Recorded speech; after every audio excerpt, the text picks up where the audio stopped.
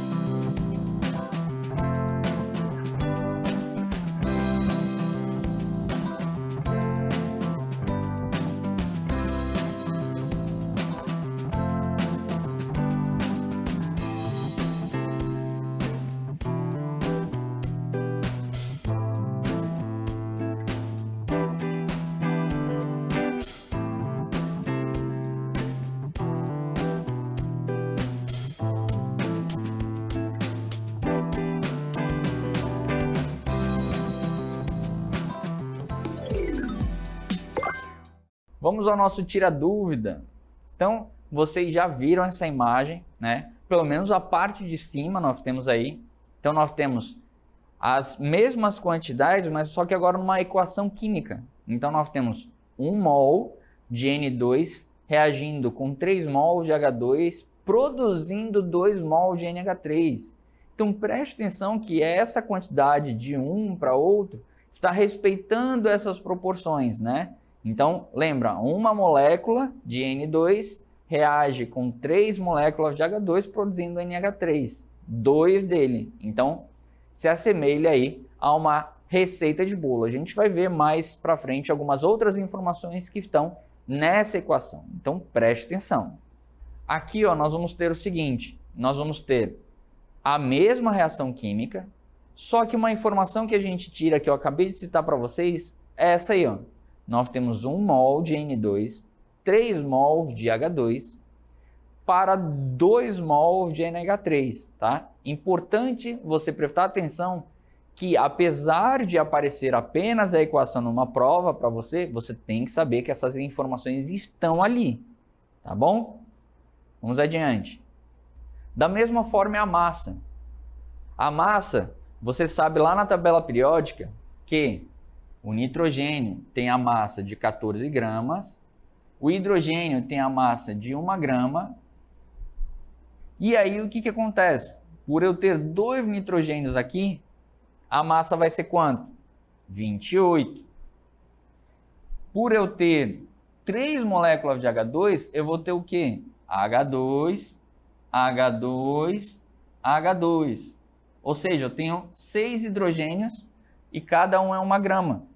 Então, o total vai ser o quê? 6 gramas. E por último, a soma de todas as massas do reagente é igual ao produto. Então, você tem que ter em mente que 28 mais 6 dá 34. Mas se eu quiser calcular isso, não tem problema. Você vai ter 14 do nitrogênio mais 1 cada hidrogênio, totalizando 3, somando dá 17. E como eu tenho 2 desse, 2 vezes 17 dá 34. Então, note que essas informações, elas estão na equação. A gente acabou de tirar essa informação da equação. Outra coisa importante é a quantidade de moléculas, tá? A quantidade de moléculas, novamente, a informação não está aparecendo para a gente, ela está implícita. Você tem que saber que essa informação está aí nessa equação química. Então, a quantidade de moléculas, ela refere ao número de Avogadro, ou seja, 6 vezes 0,2 vezes 10 a 23 para cada 1 mol. Então, se aqui eu tenho 3 mols, eu vou ter 3 vezes 6 vezes 0,2 vezes 10 a 23, ou seja, 18. Em algumas provas, você vai ver isso aqui sendo colocado como notação científica, ou seja, 1,8 vezes 10 vezes 10 a 23, que acaba virando 1,8 vezes 10 a 24, tá? E o mesmo raciocínio se aplica aqui para o produto. Se aqui eu tenho mol, aqui eu tenho 3, eu tenho 3 vezes aqui. E se no final eu tenho 2 vezes, vai ser 2 vezes aqui. Tá bom? Então preste atenção nessas duas informações. Nós temos implícito, como acabamos de falar. Nós temos a massa, nós temos o mol e nós temos também aqui a quantidade de moléculas. Mas, professor, tem alguma outra informação implícita? Tem outra informação implícita, dê uma olhada aí.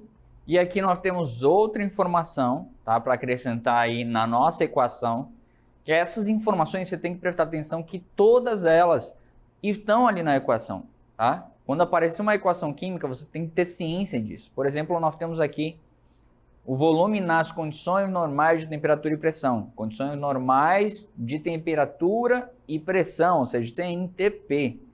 Temperatura vai ser 0 graus Celsius e a pressão vai ser 1 atm. Então, da mesma forma que a anterior, o que a gente vai ter? Nós vamos ter 1 mol vai ser 22,4 litros, ou seja, é uma constante, tá?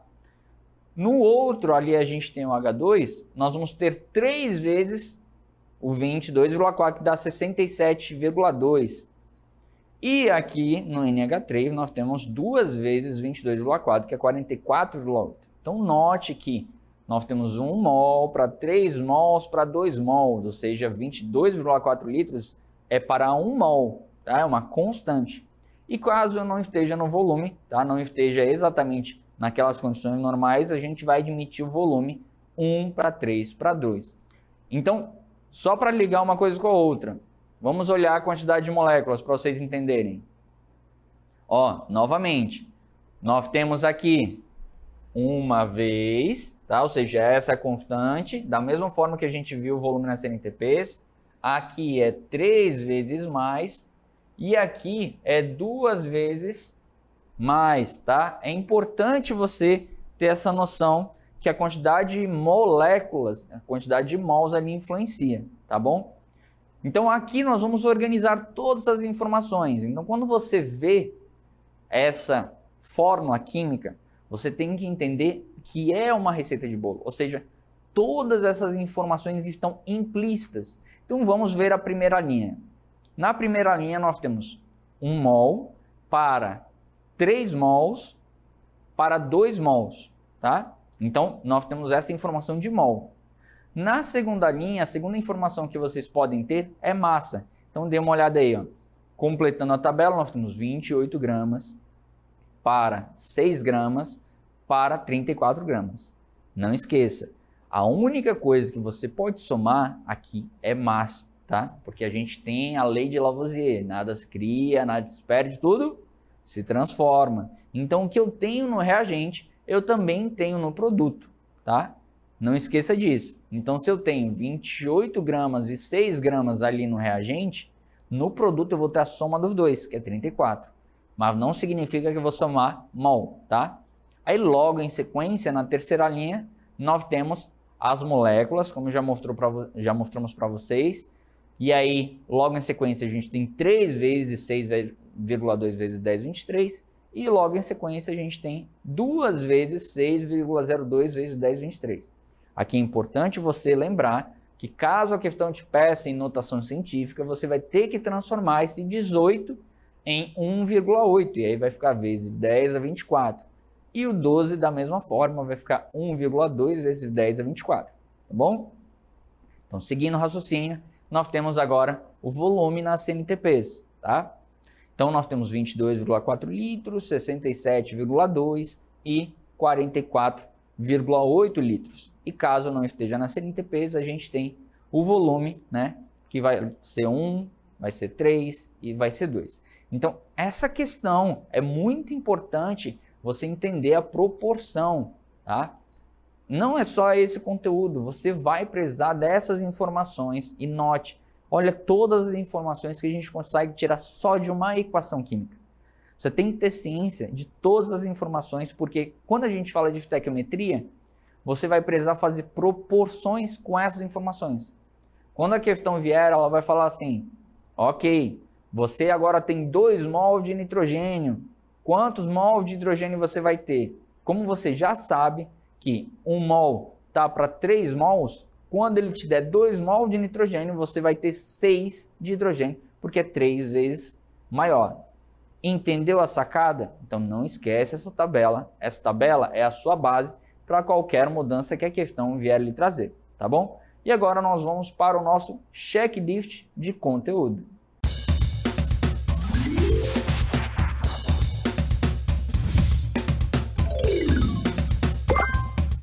Chegamos ao nosso checklist de conteúdo. Aqui nós vamos resumir tudo o que você tem que saber sobre esse conteúdo. Então, esse resumo traz exatamente todos os passos que você precisa para resolver qualquer questão de estequiometria. Então, primeiro, claro, você precisa do balanceamento. Geralmente o balanceamento ele é feito dessa forma. Vem os metais primeiro, depois os ametais, o hidrogênio e o oxigênio por último, tá?